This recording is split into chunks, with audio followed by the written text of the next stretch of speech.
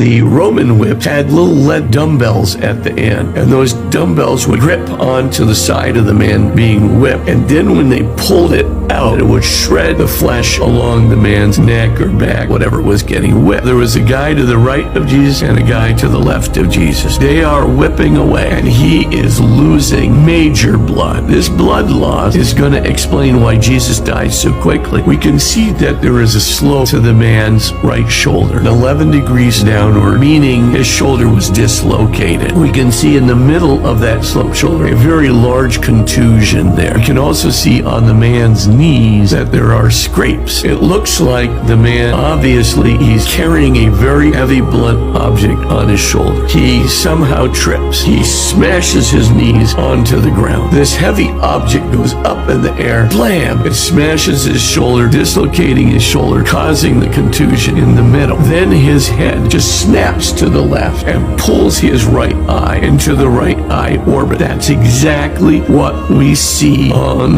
the shroud. This also explained the Romans didn't get Simon of Cyrene because they felt sorry for Jesus. The basic thing is they want to torment him as much as possible, but Jesus couldn't do the job. He's going to be partially paralyzed on his right side, so there's just no way he's going to be able to carry that cross any further. Then you look at the piercing in the hand. We only can see the exit wound on the right hand. The likely scenario is that the nail is put right in here at the lower part of the palm, and there's a little channel that goes down here, and the nail follows this track and comes right out there, exactly at the angle of the exit wound in the man's hand. The amount of pain, because there's a complex of nerves. So when you're hanging there, your diaphragm is fully distended. You're not going to be able to breathe. You've got to pull yourself up. Ripping against your own flesh. Ripping against your flesh. And by the way, this guy was not nailed to a little ledge on the cross. His foot is literally nailed to the wood of the cross. A man in that shroud definitely was crucified with a crown of thorns. And not only that, the thorn that was used in the crown is called a Syrian Christ